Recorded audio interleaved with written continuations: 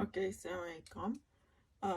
Today we will continue talking about IV infusion, and we will start from the slide number 30, in which we will talk about different ways of determining K or half-life of elimination using the infusion data. From whatever you know, we can determine the K, which by default you can determine half-life. If we are talking about IV bolus, concentration versus time, and from the slope, either you have it on semi-log, length CB, or log CB, and you can determine K, and from that the half-life. And we know this already. This is one of the ways we determine K. Another way, I just mentioned it last time, CB versus time, if we are talking about infusion, and then we stop the infusion either here or either here, okay? And again, from the slope, either at semi-log, len, CB, or log CB, and from the linear regression, you can determine K, and then the half-life from the linear regression that you have of the terminal phase or this profile. Okay, so if you can do a linear regression for this or that,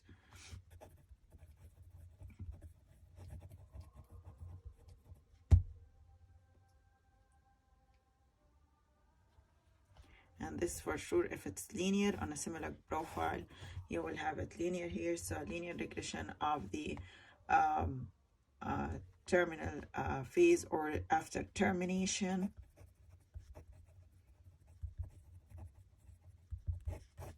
Okay, and we are talking about this or that because you can use linear regression. Okay, the last one, which is usually used in practice, in which we use again infusion. We are talking about infusion, IV infusion, and we are talking about at least 2 points that we need or measured concentration at 2 different time points, and we need one of them, I mean concentration, to be very close to the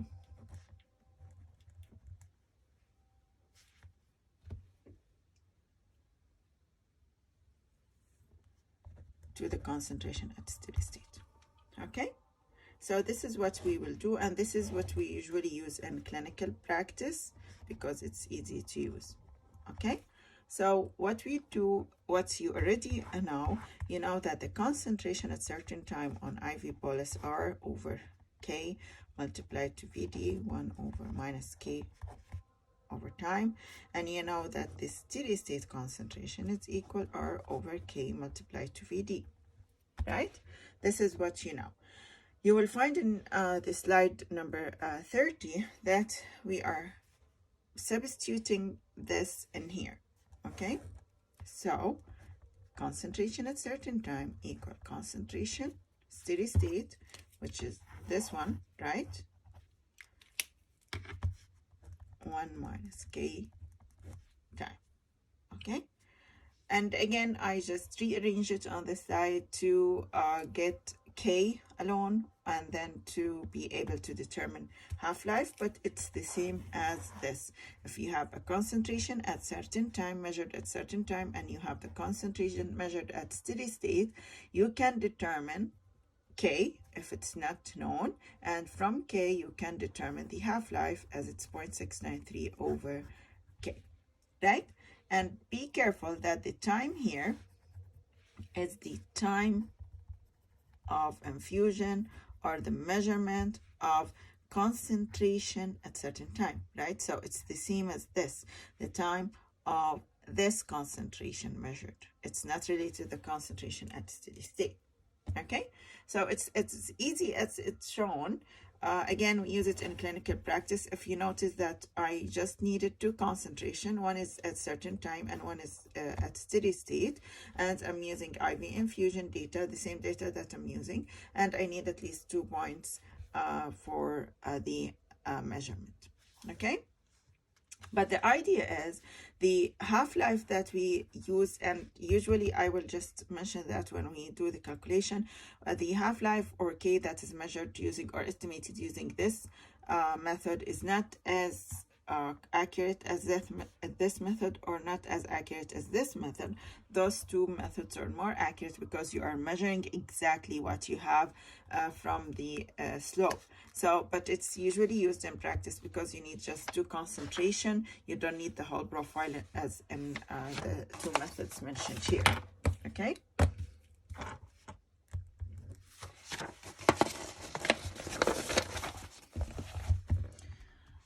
Let's do the exercise number. There's no number, but at slide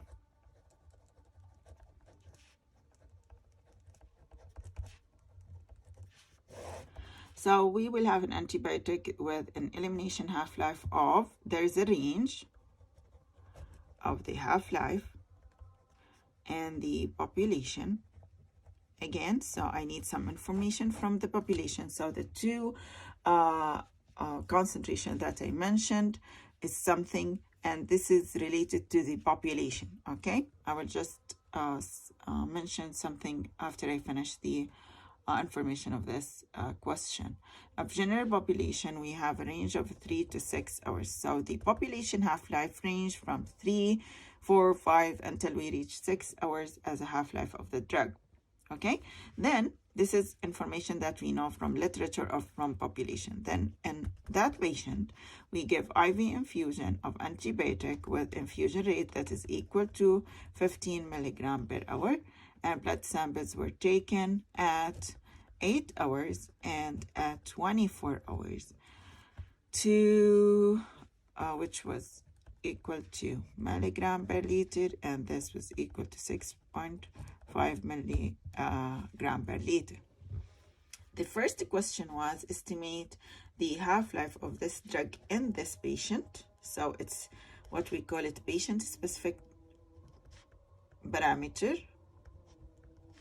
Okay, and then we asked you another question related to it. So let's start with this. If you want to determine half-life, you need to know K, right? So I have two measured concentration, and we are talking about IV infusion. We are not talking about IV bolus, okay?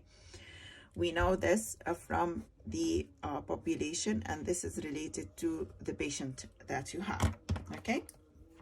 So you have a profile. This is the sketch of your profile. We have something at 8 hours, and we have another thing at 24 hours. The question that you will ask yourself is this.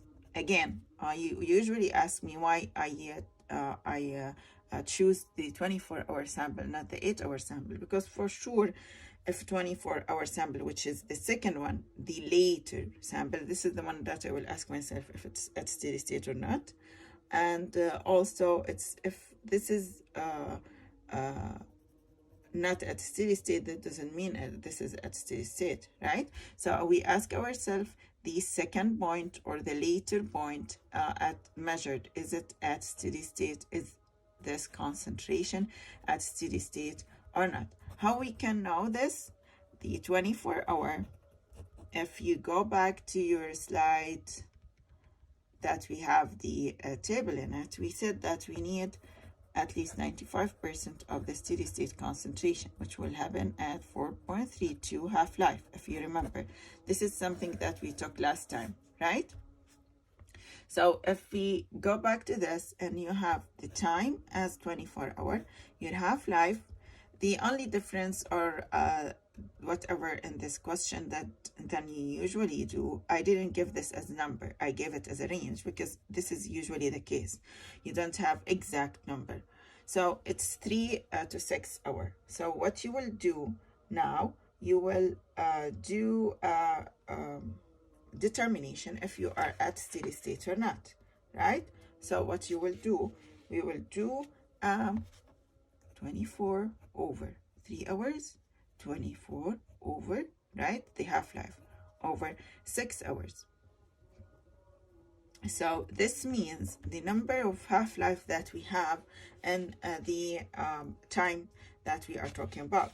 If we are talking about 24 over 8 over 3, it's 8 half-lives, and we have here 3 half-lives, right? So I have 3 to 8 half-lives, which is, again, I can consider it as the range that is acceptable for 95% of 95% of the steady state.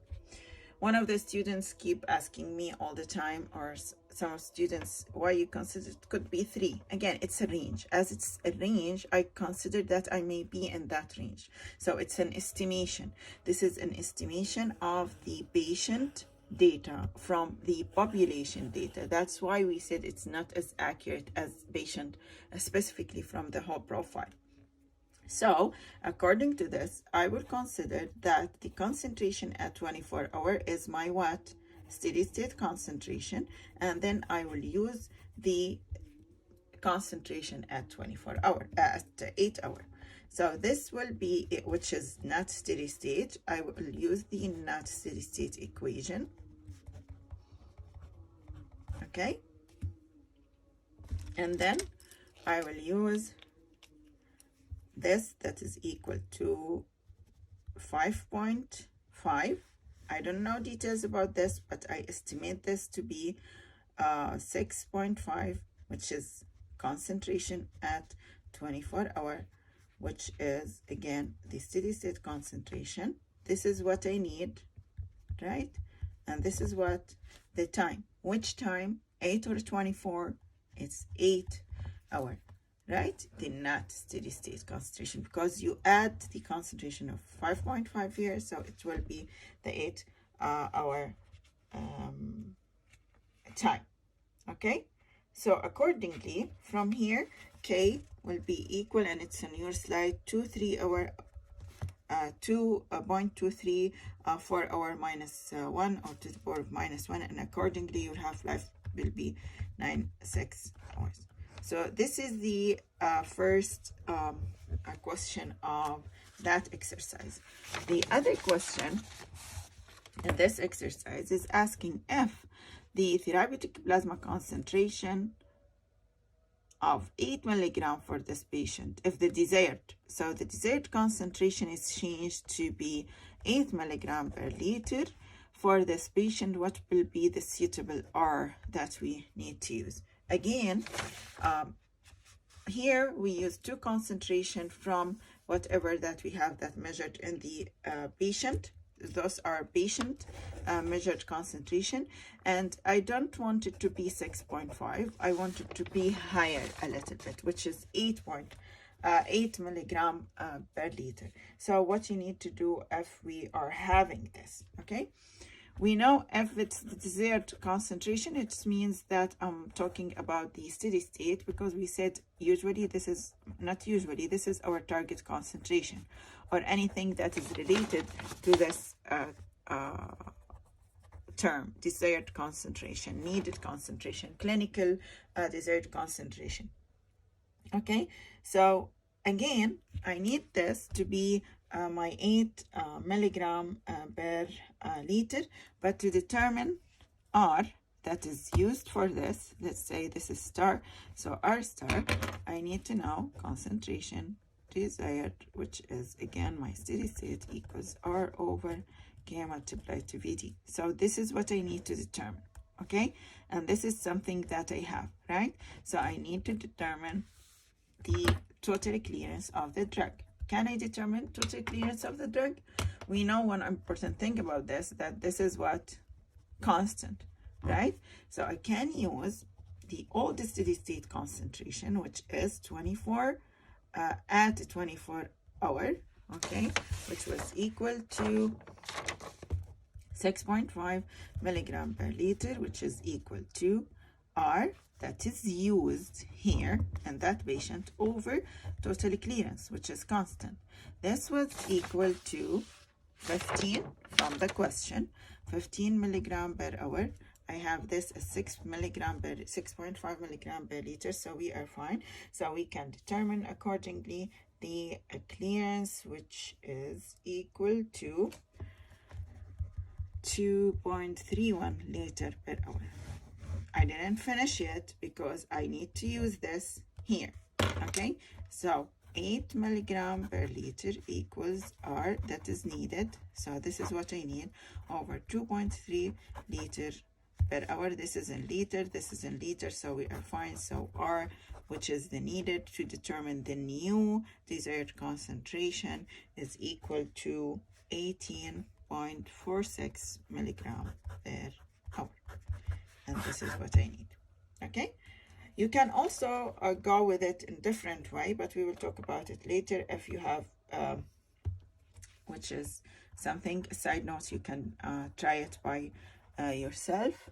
Okay, if you have, we are talking about first order disposition. Okay, so if you have two concentration with two R's, I can say that this R causing this concentration and this R causing another steady state concentration, right? And we said they are dependent, proportionally dependent on each other. So I can say R over R2 equal concentration in the first one over concentration in the second one. So in this case, this will be easier and faster for you to determine without determining the clearance. And we know that the clearance is constant, so it doesn't matter. It will go out with each other, right? You'll strike it out in both. It's in another way, you are having the desired concentration and this at steady state over your all desired concentration, and you just take out the total clearance with each other. Okay, and I will stop here.